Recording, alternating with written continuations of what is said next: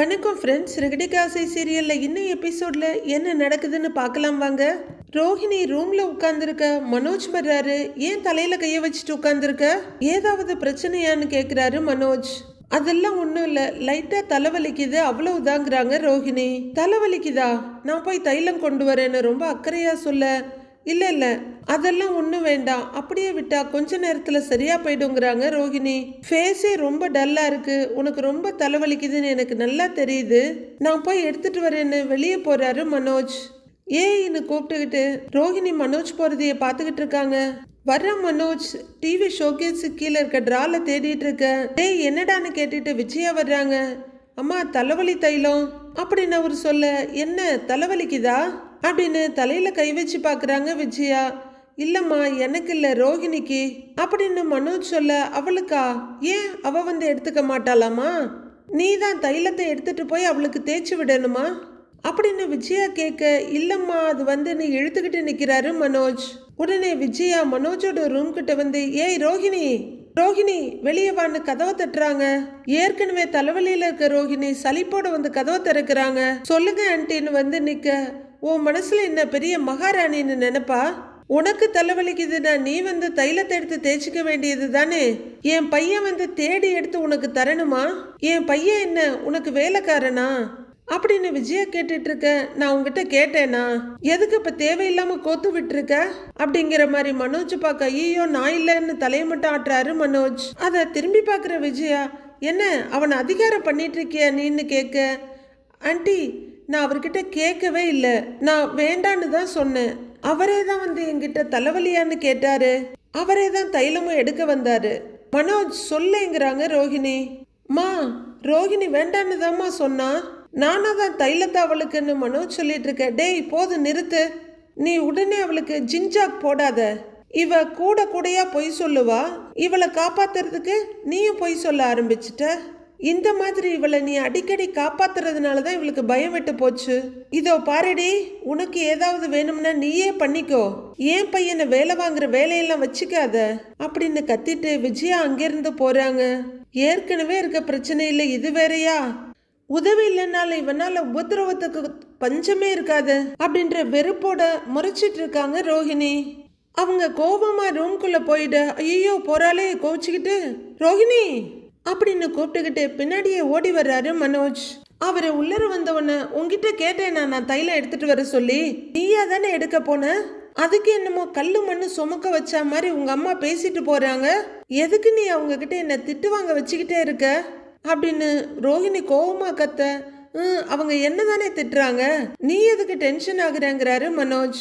அதானே, என்னை அவங்க திட்டுறதெல்லாம் உனக்கு ஒன்றும் பெருசா தெரியாதுல்ல, உனக்கெல்லாம் சொல்லி புரிய வைக்கவே முடியாது அப்படின்னு ரோஹிணி வெறுத்து போய் உட்கார்ந்துட. சரி சரி டென்ஷன் ஆகாத, தலைவலி அதிகமாகும், நான் வேணா தலையை பிடிச்சு விடவா அப்படின்னு பக்கத்துல வர, ஒன்றும் வேணாம் தேவையில்லை பொண்ணு தள்ளி விடுறாங்க ரோஹிணி.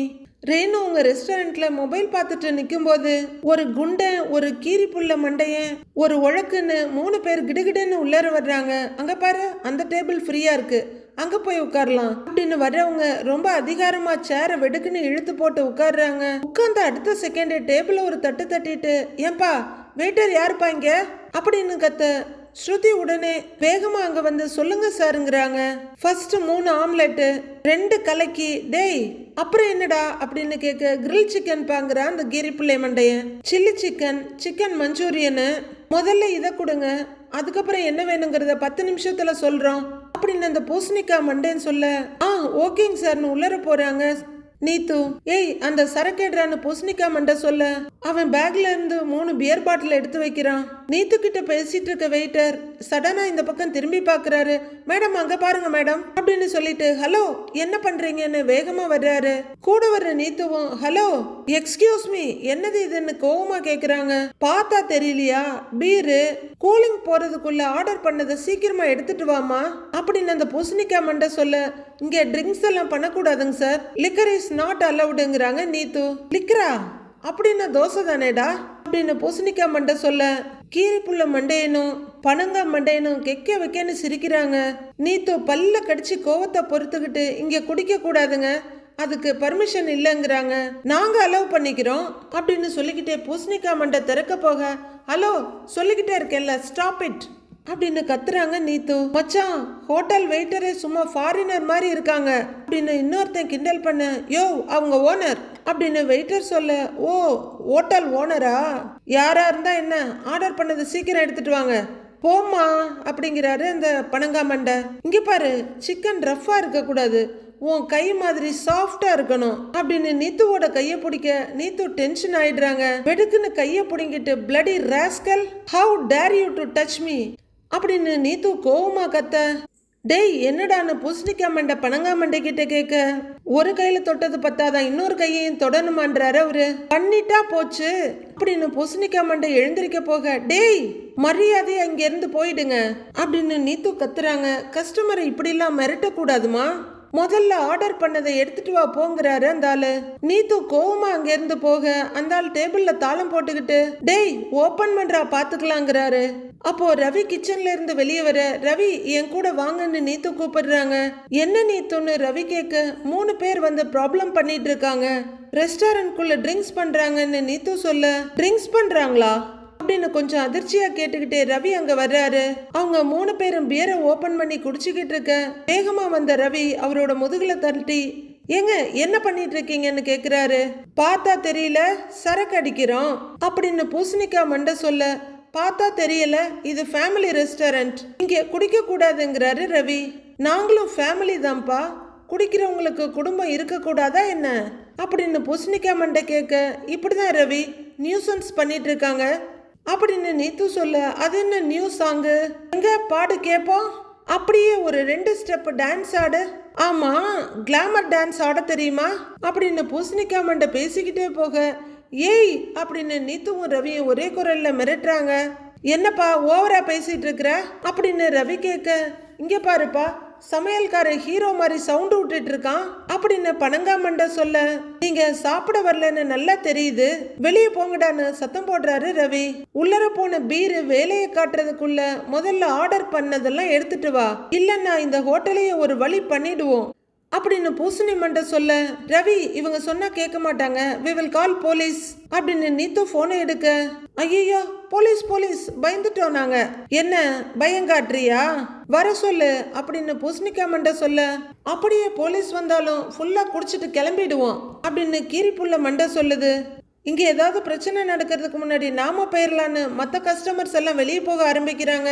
ரவி அதை பார்த்துட்டு இருக்க, ரவி நம்ம கஸ்டமர்ஸ் எல்லாம் போறாங்க, நமக்கு தான் பேட் நேம் வரும், நாம போலீஸ்க்கு கால் பண்ணிடலாம் அப்படின்னு நீத்து பயத்தோடு சொல்ல, போலீஸ்க்கெல்லாம் இவங்க பயப்படுற மாதிரி தெரியல, யாரை வர வைக்கணும்னு எனக்கு தெரியும் அப்படின்ற ரவி கால் பண்ண, சொல்லுடா ரவிங்கிறாரு ஆப்போசிட்ல முத்து. டேய் கொஞ்சம் ரெஸ்டாரண்ட்டுக்கு வான்னு சொல்ல, ஏன் என்னன்னு கேக்குறாரு முத்து. ஒரு 3 பேர் வந்து பிரச்சனை பண்றாங்கடா, நீ உடனே கிளம்பி வா அப்படின்னு ரவி சொல்ல, வர இருன்னு போன் வைக்கிறாரு முத்து. ரவி நீத்து மற்ற வெயிட்டர்ஸ் எல்லாம் பேசாம ஒரு பக்கமா நின்னுட்டுக்க, இவங்க 3 பேரும் ட்ரிங்க்ஸ் எடுத்துட்டு இருக்காங்க. பாருங்க ரவி, ரெஸ்டாரண்ட்டை பாரா மாத்திக்கிட்டு இருக்காங்க, இவங்கள சும்மா விடக்கூடாது அப்படின்னு நீத்து சொல்ல, வெயிட் பண்ணுங்க நீத்து, இவங்களுக்கெல்லாம் நாம பேசுறது புரியாது, இவங்களுக்கு புரியுற மாதிரி ஒருத்தன் வந்து பேசுவான் அப்படின்னு ரவி சொல்ல, திரும்பி பார்க்குற பூசணி மண்டை, டேய் யாரா வர போறான், அவன் பெரிய ஹீரோவா அப்படின்னு தலையை திருப்பி கேட்டுட்டு இருக்க, முத்து உள்ளர வர்றாரு. வந்துட்டான் அப்படின்னு ரவி சொல்லிட்டு இருக்க, எவனோ ஒருத்தன் வர்றான் அப்படின்னு 3 பேரும் ஒருத்தருக்கு ஒருத்தர் சொல்லிக்கிறாங்க. இவன் தான் நீ சொன்ன ஹீரோவா அப்படின்னு பூசணி மண்டை கேட்க, இல்லடா உங்களுக்கெல்லாம் வில்லன் என் அண்ணன் அப்படின்னு சொல்லிக்கிட்டே ரவி வர, கூடவே முத்தும் வர்றாரு. யாரா அவன், பெரிய இவனாடா நீ அப்படின்னு பூசணி மண்டை கேட்டுட்டு இருக்க, பனங்கா மண்டை எழுந்து நின்று, அண்ணே முத்து என்ன அப்படிங்கிறாப்ல. டேய் யாரா இருந்தா என்ன, நாம சிட்டியோட ஆளுங்கடா அப்படின்னு பூசணி மண்டை சொல்ல, நம்ம சிட்டியவே அடிச்சு ஓட விட்டவர்னா அவரு அப்படின்னு பனங்கா மண்டை சொல்லுது. முத்து ரவி கிட்ட என்னன்ற மாதிரி திரும்பி பார்க்க, குடிச்சிட்டு பிரச்சனை பண்ணிட்டு இருக்காங்கடா அப்படின்னு ரவி சொல்ல, முத்து மெதுவா பூசணிக்காய் மண்டை கிட்ட திரும்ப, அது எழுந்து கையை முறுக்கிக்கிட்டு, சிட்டி அடிச்சா நீ என்ன பெரிய தாதாவா, இவன் உனக்கு அடியாளா அப்படின்னு கேட்க, அடியாலாம் இல்லடா, நான் அவன் அண்ணங்கிறாரு முத்து. என்ன பண்ணிடுவ, அடிப்பியா, எங்க அடி, அடி பார்க்கலாம் அப்படின்னு பூசணி மண்டை கேட்க, முத்து பலார்னு ரைட் சைடு கன்னத்துல ஒண்ணு வைக்கிறாரு. அவ்வளவுதான், ஒரு அடிக்கே தர்பூசணி மாதிரி உருண்டு தலைகுப்புற விழுந்துருது. நீத்துவுக்கு ரொம்ப சந்தோஷமா இருக்க. எஸ் அப்படின்னு பார்த்துட்டு இருக்காங்க. டேய் வாடா ஓடிடலாம் அப்படின்னு பனங்காமண்டையும் கீரி தலையனும் ஓடிய போயிடுறானுங்க. பூசணி மண்டை கொஞ்சம் பயத்தோட பார்த்துட்டு இருக்க. முத்து டக்குன்னு ரைட் ஹேண்டை பிடிச்சி பின்பக்கமா முறுக்க நர நரன்னு எலும்பு உடையிற சத்தம் இங்க வரைக்கும் கேக்குது. ப்ளீஸ்ண்ணா தெரியாம வந்துட்டேன் விட்டுடுண்ணா அப்படின்னு பூசணிக்காய் மண்டை கெஞ்ச ஆரம்பிச்சிடுறான். ஏண்டா குடிக்கிறதுக்கு உங்களுக்கு வேற இடம் கிடைக்கல, ஹோட்டல்ல தான் வந்து குடிப்பீங்களா அப்படின்னு முத்து லெஃப்ட் ஹேண்டை வாங்க. ஐயோ இல்லைண்ணா சாரிண்ணா என்னை விட்டுருங்கண்ணா சாரிண்ணா ப்ளீஸ்ண்ணா அப்படின்னு கெஞ்ச லெஃப்ட் ஹேண்டையும் பின்பக்கமா முறுக்குறாரு முத்து.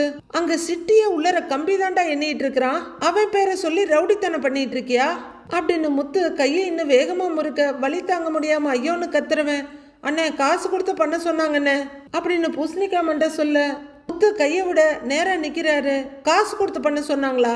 யாரு அப்படின்னு முத்து கேக்குறாரு. அண்ணே அது வந்து அப்படின்னு பூசணிக்காய் மண்டை தயங்கிட்டு இருக்க. சொல்லுங்கிறேன்ல அப்படின்னு மறுபடி கைய வாங்க. ரொம்பவே பயந்து போற பூசணிக்காய் மண்டை கேரளா அம்மா தாங்கிறாரு. அந்த அம்மா தான் காசு கொடுத்து கலாட்டா பண்ண சொன்னாங்க அப்படின்னு அவன் சொல்ல. கேரளா அம்மாவா? அது யாரு அப்படின்னு முத்து கேட்க.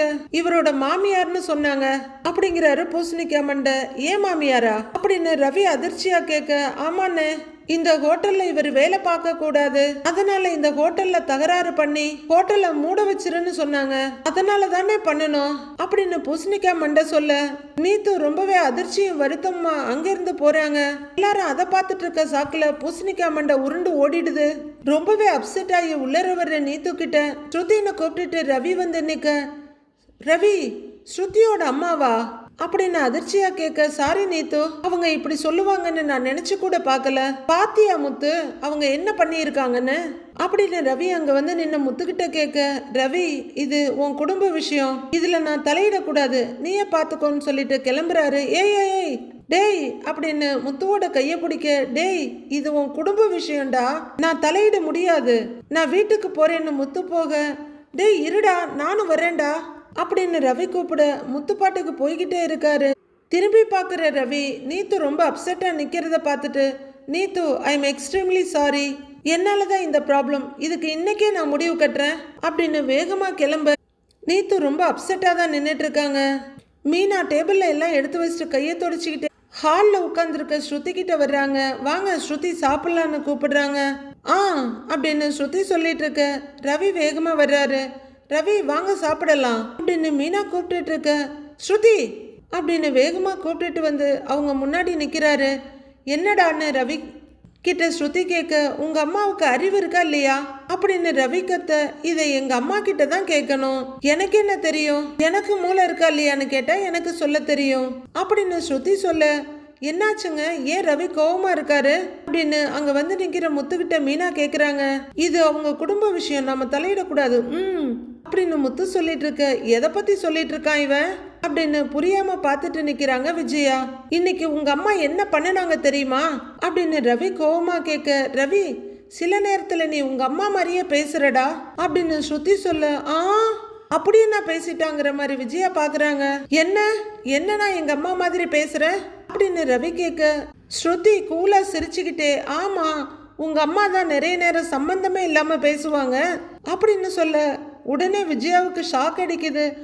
ஸ்ருதி என்னது இது, உங்களுக்குள்ள பேசிக்கிறதுக்கு என்ன எதுக்கு இழுக்கிறேன்னு வந்து கேக்குறாங்க. நான் எப்ப சம்பந்தம் இல்லாம பேசியிருக்கேன் அப்படின்னு விஜயா கேட்க. நிறைய டைம் பேசியிருக்கீங்க ஆண்டி, ஆனா என்னைக்கு பேசியிருக்கீங்கன்னு கரெக்டா அப்படின்னு யோசிக்கிற ஸ்ருதி. எனக்கு டேட்டு ஞாபகம் இல்ல, நீங்க எப்ப பேசுனீங்கன்னா அப்படின்னு யோசிக்க ஆரம்பிக்கிறாங்க ஸ்ருதி. உடனே ரவியை இடிச்சு டேய் என்னடா இது அப்படின்னு விஜயா கேட்டுட்டு இருக்க. ஏங்க என்னங்க பிரச்சனை அப்படின்னு மீனா கேக்குறாங்க. மீனா இது அவங்க குடும்ப விஷயம், நாம தலையிடக்கூடாதுன்னு மறுபடியும் முத்து சொல்றாரு. அவ்வளவுதான் விஜயாவுக்கு பயங்கரமா டென்ஷன் ஆயிடுது. டேய் ரவி என்னடா பிரச்சனை, அவ பாட்டுக்கு என்னை என்னென்னமோ சொல்லிக்கிட்டு இருக்கா, நீ பாட்டுக்கு பேசாம இருக்கன்னு விஜயா கத்துறாங்க. அம்மா ஸ்ருதியோட அம்மா நீத்துவோட ரெஸ்டாரண்ட்டுக்கு ஆளுங்களை அனுப்பி தகராறு பண்ணிட்டாங்க அப்படின்னு ரவி சொல்ல. சம்மந்தி அம்மாவா அப்படின்னு அதிர்ந்து போய் பாக்குறாங்க விஜயா. ஓ இதுதான் விஷயமா அப்படின்னு ஸ்ருதி சிரிக்க ரவி கோவம் வருது. ஏய் என்ன என்ன சிரிக்கிற அப்படின்னு கேட்க, இல்ல என் அம்மா எப்ப டான் லேடியா மாறினாங்கன்னு யோசிச்சேன். அப்புறம் அம்மா அனுப்பின ஆளுங்களை பார்த்து நீத்து பயந்துட்டாளா அப்படின்னு ஸ்ருதி ஜாலியா சிரிச்சிட்டு போக, அவங்க பயப்படுறாங்களோ இல்லையோ, எதுக்கு தேவையில்லாம ரெஸ்டாரண்ட்டுக்கு ரவுடிங்களை அனுப்பி உங்க அம்மா பிரச்சனை பண்ணிட்டு இருக்காங்க. என்னால அவங்கள சமாளிக்க முடியல, அதனாலதான் முத்துவை போன் பண்ணி அங்க வர சொன்னேன் அப்படின்னு ரவி சொல்ல, அப்படியான்ற மாதிரி மீனா கேட்டுட்டு இருக்க விஜயா நக்கலா முத்துவ ஒரு பார்வை பார்த்துட்டு, அதானே ஒரு ரவுடிய பார்த்து தானே இன்னொரு ரவுடி பயப்படாம இருப்பான்னு சொல்ல மீனாவுக்கு கோவம் வந்துருது. முத்துவை தள்ளி விட்டுட்டு, இவர் ஒண்ணு ரவுடிலாம் இல்லைன்னு அவங்க ரவுடி மாதிரி பாய உடனே முத்து பிடிச்சிட்டு, மீனா மீனா மீனா விடு விடு சொல்லட்டும், சில பேர் சொல்லுவாங்க நான் என் அம்மா மாதிரி இருக்கேன்னு அப்படின்னு முத்து சொல்ல விஜயா திகைச்சு போய் நிமிடுறாங்க. நான் ரவுடினா அப்ப எங்க அம்மாவும் அப்படின்னு முத்து நிறுத்திட, டேய் அப்படின்னு விஜயா மிரட்டிட்டு இருக்க. ரவி நீ சொல்லு, நீத்து பயந்தாலா இல்லையான்னு ஸ்ருதி கேட்டுட்டு இருக்காங்க. இப்ப எதுக்கு நீ அதை கேக்குற? அப்ப நீயும் உங்க அம்மாவும் சேர்ந்து போட்ட பிளான் ஆயுது. உங்க அம்மா உனக்கு தெரிஞ்சுதான் ஆள் அனுப்புனாங்களா, இல்ல நீயே உங்க அம்மா கிட்ட சொல்லி ஆள் அனுப்ப சொன்னியா அப்படின்னு ரவி கேட்க, சேச்சே நீத்துவ மிரட்டுறதுக்கு நான் எதுக்குடா ஆளெல்லாம் அனுப்ப போறேன், அவளை நானே வந்து மிரட்டுவேன், அவளுக்கு எதுக்கு அடியாலாம் அப்படின்னு ஸ்ருதி சொல்ல, அப்படின்னு ஸ்ருதிய கொஞ்சம் பயத்தோட பாக்குறாங்க விஜயா. ஐயோ இவளே பெரிய ரவுடியா இருப்பா போல இருக்கே அப்படின்னு விஜயா ஒரு ஸ்டெப் பின்னாடி போயிடுறாங்க. மரியாதையா உங்க அம்மாவுக்கு போன் பண்ணி இந்த மாதிரி வேலையெல்லாம் பண்ண வேண்டாம்னு சொல்லு அப்படின்னு ரவி சொல்ல, மரியாதைன்னா எப்படி நின்னுகிட்டு பேசணுமான்னு ஸ்ருதி குறும்பா கேட்க, முத்துவும் மீனாவும் லைட்டான சிரிப்போட பாக்குறாங்க. ஐயோ இவ என்ன இப்படி பேசுறா அப்படின்னு திகைச்சு போய் பார்த்துட்டு இருக்காங்க விஜயா. இங்க பாரு ஸ்ருதி, நான் சீரியஸா பேசிட்டு இருக்கிறேன் அப்படின்னு ரவி சொல்ல, நான் எதுக்கு என் அம்மாவுக்கு போன் பண்ணி சொல்லணும், நீ ஏன் போன் பண்ணி சொல்லு, நல்லா திட்டு, நல்லா எதுக்கும் கோவிச்சுக்கவே மாட்டேன் அப்படின்னு ஸ்ருதி சொல்ல, ஏய் நான் எப்படி உன் அம்மாவை திட்ட முடியும் அப்படின்னு ரவி கொஞ்சம் குழம்பி போய் கேட்கிறாரு. இதோ பாரு ரவி, இந்த மாதிரி ஒரு விஷயத்த உங்க அம்மா பண்ணியிருந்தாங்கன்னு வையேன், நான் உங்ககிட்ட எல்லாம் பேசிட்டு இருக்க மாட்டேன், நானே டீல் பண்ணியிருப்பேன் அப்படின்னு ஸ்ருதி சொல்ல விஜயா பயந்து போறாங்க. அம்மா அவன் கேட்டா அவனுக்கு பதில் சொல்லு, ஏன் எதுக்கு எடுத்தாலும் என்னையே இழுக்கிறேன்னு பரிதாபமா கேக்குறாங்க. ஸ்ருதியை சிரிச்சுக்கிட்டே ஒரு எக்ஸாம்பிளுக்காக சொன்னேன் ஆண்டிங்கிறாங்க. உங்க சண்டைக்கு நான் தான் எக்ஸாம்பிளா, இதுக்கு மேல இங்க இருந்தேன்னா ஏன் மரியாதை போயிடும், நான் போறேன் உள்ளன்னு ரூமுக்குள்ள திரும்பிடுறாங்க விஜயா. இதோ பாருங்க ஸ்ருதி, இத நீங்க தான் உங்க அம்மா கிட்ட பேசணும், ரவி எப்படி பேசுவாரு அப்படின்னு மீனா வந்து சொல்ல, ஓடி வர்ற முத்து மீனாவை கைய பிடிச்சி, மீனா மீனா மீனா நான் மறுபடியும் சொல்றேன், இது அவங்க குடும்ப விஷயம், நீ தலையிடாத அப்படின்னு முத்து சொல்ல, சும்மா இருங்க அதையே சொல்லிட்டு இருக்காதீங்க அப்படிங்கிற மீனா திரும்பி, உங்க புருஷனுக்கு ஏதாவது பிரச்சனைனா நீங்க தானேங்க ஹெல்ப் பண்ணணும் அப்படின்னு மீனா சொல்ல, நீங்க தான் மீனா சொல்றீங்க ரவி என்னோட ஹஸ்பண்ட்னு, ஆனா அவன் என்ன ஒய்ஃபா ட்ரீட் பண்ணலையே, நான் என்ன பண்ண முடியும் அப்படின்னு ஸ்ருதி கேட்க மீனா திகைச்சு போய் பாக்குறாங்க. இதுக்கு தான் மீனா நான் சொன்னேன் அவங்க குடும்ப விஷயத்துல நாம தலையிட வேண்டாம்னு அப்படிங்கிறாரு முத்து. அப்படிலாம் இல்லைங்க முத்து, மீனா என்னோட வெல்விஷர், அதனால அவங்க தலையிடுறதுனால எனக்கு எந்த பிரச்சனையும் இல்லை அப்படின்னு ஸ்ருதி சொல்ல, அப்ப சொல்றத கேளுங்க ஸ்ருதி, ரவி வேலை செய்யற இடத்துல இப்படிலாம் நடந்தா ரவிக்கு தானே கெட்ட பேரு, உங்க அம்மா கிட்ட சொல்லி பேசுங்க அப்படின்னு மீனா சொல்ல, ஓகே மீனா நீங்க சொன்னதுக்காக நான் பேசுறேன், இனிமே என் அம்மா இந்த மாதிரிலாம் எதுவும் பண்ண மாட்டாங்க, கண்டிப்பா நான் பாத்துக்கிறேங்கிறாங்க ஸ்ருதி. சொல்லிட்டு ஸ்ருதி ரூமுக்கு போக போக அவரோட கைய பிடிச்சி, இங்க பாரு இதெல்லாம் மட்டும் பண்ணினா பத்தாது, நீத்து ரொம்ப பயந்துட்டாங்க, அதுவும் நாம சம்மந்தப்பட்டிருக்கோம்னு தெரிஞ்சு ரொம்ப ஃபீல் பண்ணாங்க, உங்க அம்மாவை நீத்து கிட்ட சாரி கேட்க சொல்லுங்கிறாரு ரவி. இல்ல நீ கேளுன்னு சொல்ல ஸ்ருதி அப்படின்னு திகைச்சு போய் முகத்தை திருப்பிக்கிறாங்க. உடனே முத்து முன்னாடி வந்து, டேய் ரவி என்னடா இது உட்ரா, இந்த விஷயத்துல பலக்குரல் எதுக்கு நீத்துக்கிட்ட சாரி கேட்கணும், அதெல்லாம் ஒண்ணு வேண்டாம், பலக்குரல் உங்க அம்மா கிட்ட இந்த மாதிரி வேலையெல்லாம் பார்க்க வேணான்னு சொல்லு, அது போதுங்கிறாரு முத்து. ஸ்ருதி ரொம்ப கோவமா ரவியை லெஃப்ட் ஹேண்டால தள்ள அவரு டபார்னு தடுமாறி போய் சோஃபால விழுந்து இடிச்சுக்க போறாரு. முத்து ஓடி வந்து தாங்கி பிடிச்சிக்கிறாரு. ரவி அப்படின்னு தாங்கி பிடிச்சி அவரு தூக்கி நிறுத்துறாரு. ரவி வருத்தத்தோட நின்னுட்டு இருக்க அவரோட தோலை பிடிச்சி குலுக்கி, ரவி நீ பலக்குரல நீத்துக்கிட்ட சாரி கேட்க சொன்ன அது கோவிச்சுக்குண்டா. உன் பொண்டாட்டி உனக்காக எல்லாம் இன்னொரு பொண்ணுகிட்ட போய் மன்னிப்பு கேட்க மாட்டாடா. அப்படி கேட்க சொன்னா முதல்ல நீ தான் பலிகட ஆவுவ அப்படின்னு முத்து சொல்ல குழப்பமா பாக்குறாரு ரவி. பொண்டாட்டிய தாஜா பண்ற மாதிரி பண்ணி நம்ம காரியத்தை சாதிச்சுக்கணும்டா அப்படின்னு முத்து சொல்ல டென்ஷன்ல இருக்க ரவி அட போடா நீ வேறன்ட்டு உள்ளர போறாரு. சின்ன பைய ஒண்ணு தெரியல அப்படின்ற மாதிரி தலைய உதறிட்டு முத்து திரும்ப மீனா அங்க முறைச்சிட்டு நிக்கிறாங்க. ஐயையோ அப்படின்னு பயத்தோட பார்க்க அது எப்படி பொண்டாட்டிய தாஜா பண்ற மாதிரி நடிக்கணுமா அப்படின்னு அவங்க முழிய உருட்டி கோவமா கேட்க நீ அதை கேட்டுட்டியா அப்படிங்கிற முத்து எப்படி சமாளிக்கலாம்னு யோசிச்சுட்டு அதுதான் மீனா, அது அவங்க பிரச்சனையில தலையிட்டதுனால இப்படி எல்லாம் பேச வேண்டி இருக்கு. அதுக்கு தான் நான் பேச வேணாம்னு சொன்னேன். அது இப்ப உன்ன வேற தாஜா பண்ணணுமா அப்படின்னு முத்து மெதுவா சொல்லிக்கிட்டு இருக்க. உங்களை தாஜா பண்றீங்களா, இருங்க இங்க ஓடுறீங்க அப்படின்னு மீனா முத்துவை துரத்திக்கிட்டே ஓட அவரு மீனா மீனா மீனான்னு ஓடிக்கிட்டே இருக்காரு. நில்லுங்கன்னு சொல்றேன்ல.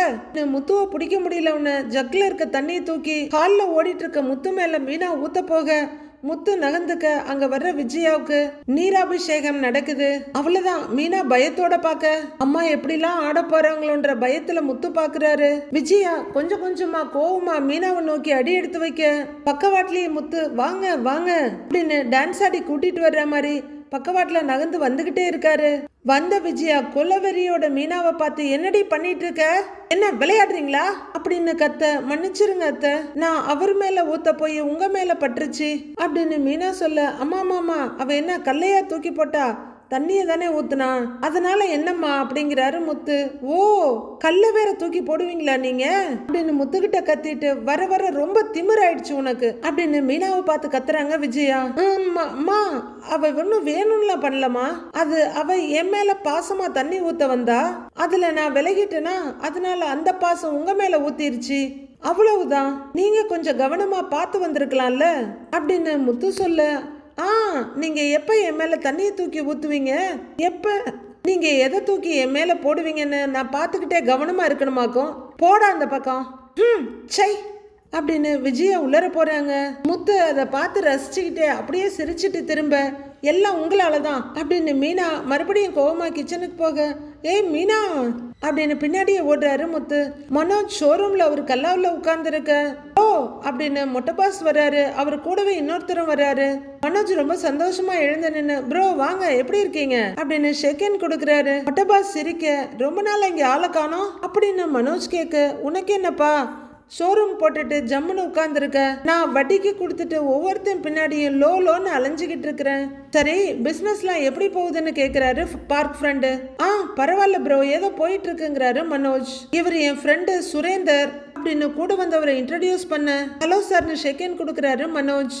அவரும் ஹலோ சார்னு சொல்ல சார் வெல்கம் அப்படிங்கிற மனோஜ் மொட்டை பாஸை பார்க்கறாரு. சார் வந்து அறிவு போர்டிங் ஸ்கூல்னு ஒரு ஸ்கூல்ல மேனேஜரா இருக்காரு, என் பையனும் அதே ஸ்கூல்ல தான் படிக்கிறான் அப்படின்னு மொட்டை பாஸ் சொல்ல. ஓ உங்க பையனும் போர்டிங் ஸ்கூல்ல தான் படிக்கிறானா அப்படின்னு மனோஜ் கேட்க. ஆமாப்பா ரொம்ப சேட்டை பண்ணிக்கிட்டு இருந்தான், அதான் அங்க போய் சேர்த்து விட்டேங்கிறாரு மொட்டை பாஸ் சந்தோஷ். சரி அதை விடு, இவங்க ஸ்கூலுக்கு டிவியும் ஏசியும் வாங்கணும்னு சொன்னாரு, அதான் நம்ம ஃப்ரெண்டு கடை இருக்கே நல்லா டிஸ்கவுண்ட் பண்ணி தருவாரு அப்படின்னு கூட்டிட்டு வந்திருக்கேங்கிறாரு சந்தோஷ். அதுக்கு என்ன கொடுத்துட்டா போச்சு, என்னென்ன ப்ராடக்ட்டுங்க சார் பாக்குறீங்கன்னு மனோஜ் கேக்குறாரு. எங்க ஹாஸ்டலுக்கு 4 டிவி 2 ஏசி வாங்கணும் அப்படின்னு சுரேந்தர் சொல்ல. வாங்க சார் என்னென்ன பிராண்ட் இருக்குன்னு காட்டுறேன் அப்படின்னு மனோஜ் வெளியே வந்து அவரை கூட்டிட்டு போய் ப்ராடக்ட்ஸை காமிக்கிறாரு. காட்டி முடிச்சுட்டு அவரோட இடத்துக்கு வரவரு சார் அப்புறம் நீங்க வாங்குற எல்லா ப்ராடக்ட்டுக்கும் 20% ஆஃபர் தரேன் அப்படின்னு சொல்ல சுரேந்தர் சந்தோஷ பார்த்து சந்தோஷமா தலையாட்டுறாரு. அப்புறம் மார்க்கெட்ல யாருமே கொடுக்காத ரேட்டுக்கு நான் உங்களுக்காக கொடுக்கறேன் அப்படின்னு மனோஜ் சொல்ல. அப்படிங்களாங்க சார் ரொம்ப தேங்க்ஸுங்க சார் அப்படின்னு சுரேந்தர் சொல்ல. இதுல என்னங்க சார் இருக்கு, ஸ்கூல் பசங்களுக்காகன்னு சொல்றீங்க, அதுவும் இல்லாம என் ப்ரோவோட ஃப்ரெண்டு நீங்க, அப்புறம் ஹாஸ்டல்ல டிவி எல்லாம் பார்க்க அலோவ் பண்றீங்களா அப்படின்னு மனோஜ் கேட்க. அதாவது டிவி டைம்னு இருக்கு அப்ப மட்டும்தான் பார்க்க அலோவ் பண்ணுவோங்கிறாரு சுரேந்தர். குட் வெரி குட் அப்படின்னு மனோஜ் லேப்டாப்ல ஒர்க் பண்ணிட்டு மேக்சிமம் அந்த டைம்லயும் நியூஸ் ஸ்போர்ட்ஸ் டாக்குமெண்ட்ரி அந்த மாதிரி போட்டு காமிங்க. ஏன்னா அதுதான் பசங்களோட கரியருக்கு ரொம்ப யூஸ்ஃபுல்லா இருக்கும் அப்படின்னு மனோஜ் டிப்ஸ் கொடுக்க கரெக்ட் சார்ங்கிறாரு சுரேந்தர். இப்ப இருக்க பசங்க எல்லாம் மொபைல் போனை பார்த்துக்கிட்டு ரீல்ஸை நோண்டிக்கிட்டு அதுக்கே அடிக்ட் ஆகி இருக்கிறாங்க. அதுவே அவங்க பிரெயினை ரொம்ப ஸ்லோ ஆக்கிடுது. அது மட்டும் இல்லைங்க சார், நிறைய புக்ஸ் படிக்கணுங்க சார், அப்பதான் பிரெயின் ரொம்ப ஆக்டிவா இருக்கும், கிரியேட்டிவா யோசிக்க தோணும் அப்படின்னு மனோஜ் சொல்ல, கரெக்டா சொன்னீங்க சார், ஸ்டூடெண்ட்ஸுக்கு ஏத்த கரெக்டான விஷயத்த பேசுறீங்க அப்படின்னு சுரேந்தர் சொல்ல, நானும் நிறைய படிச்சிருக்கேங்க சார் அப்படின்னு மனோஜ் சொல்ல, ஆமாங்க சார், பேனர் வைக்கிற அளவுக்கு அத்தனை டிகிரி படிச்சிருக்காப்ல அப்படின்னு முட்டபா சொல்ல, அப்படியாங்கிற மாதிரி சுரேந்தர் பார்த்துட்டு இருக்க. உடனே விசிட்டிங் கார்டு எடுக்கிற மனோஜ், திஸ் இஸ் மை கார்டுன்னு ஸ்டைலா நீட்டுறாரு. அதை வாங்கி பார்க்குற சுரேந்தர், வாவ் இவ்வளோ டிகிரி படிச்சிருக்கீங்க, பெரிய விஷயம் தாங்க சார்னு சொல்ல, ஆமாமா அப்படின்னு மொட்டபாஸ் அக்ரி பண்றாரு. நான் இப்ப இந்த இடத்துல இருக்கேன்னா அதுக்கு காரணமே நான் படிச்ச இந்த எஜுகேஷன் தான் அப்படின்னு மனோஜ் சொல்ல, கரெக்டுங்க சார், நல்ல எஜுகேஷன் இருந்தா தான் நிறைய அச்சீவ் பண்ண முடியும், கண்டிப்பா உங்களோட அறிவுக்கு பெரிய பிசினஸ் மேனா வருவீங்க அப்படின்னு சுரேந்தர் பாராட்ட, ஆமாங்கிறாரு மொட்டபாஸ். மனோஜும் லைட்டா சிரிச்சிட்டு, அதாங்க சார் நானும் எய்ம் பண்ணிட்டு இருக்கேன், கண்டிப்பா நடக்குங்கிறாரு மனோஜ் நம்பிக்கையா. நடக்குங்க சார், கண்டிப்பா நடக்கும். இந்த சின்ன வயசுலயே இவ்வளவு படிச்சு ஒரு பிசினஸ் மேன் ஆகியிருக்கீங்க. எங்க ஸ்கூல்ல ஒரு ஃபங்க்ஷன் வருது, நீங்க அதுக்கு சீஃப் கெஸ்டா வர முடியுமாங்க சார் அப்படின்னு சுரேந்தர் கேட்க, மனோஜுக்கு ஆனந்த அதிர்ச்சியா இருக்கு. சீஃப் கெஸ்டா நானா அப்படின்னு கேட்க, சார் இவ்வளோ படிச்சிருக்கீங்க, நீங்க வந்து பசங்களுக்கு ஒரு மோட்டிவேஷனல் ஸ்பீச் கொடுங்க சார் அப்படின்னு சுரேந்தர் சொல்ல, இல்லைங்க சார் நான் எப்படி சீஃப் கெஸ்டா அப்படின்னு மனோஜ் கொஞ்சம் தயங்க.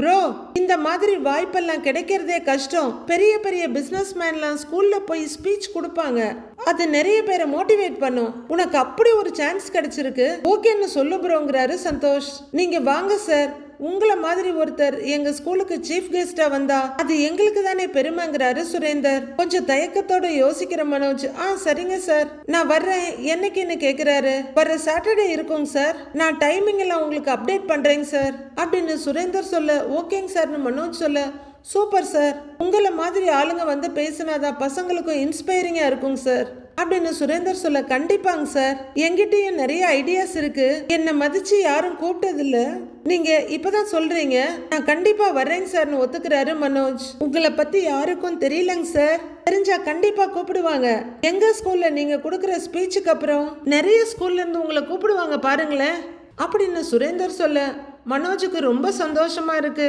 சுரேந்தர் உங்களுக்கு தான் மனோஜை பத்தி தெரியல, ஏதோ வாழ்க்கையில முதல் தடவையா 2 வார்த்தை அறிவா பேசுனதை கேட்டு ஏமாந்துட்டீங்க, என்ன பாடுபட போறீங்களோ பொறுத்திருந்து பார்க்கலாம். ஸ்ருதி ரொம்ப கோவமா, மம்மி மம்மி மம்மி அப்படின்னு கூப்பிட்டுக்கிட்டு அவங்க அம்மா வீட்டுக்கு வர்றாங்க. ஸ்ருதி ஸ்ருதின்னு அவங்க அம்மா சந்தோஷமா வெளியே வர்றாங்க. இப்பதான் உனக்கு ஃபோன் பண்ணலான்னு நினைச்சிட்டு இருந்தேங்கிறாங்க அவங்க அம்மா.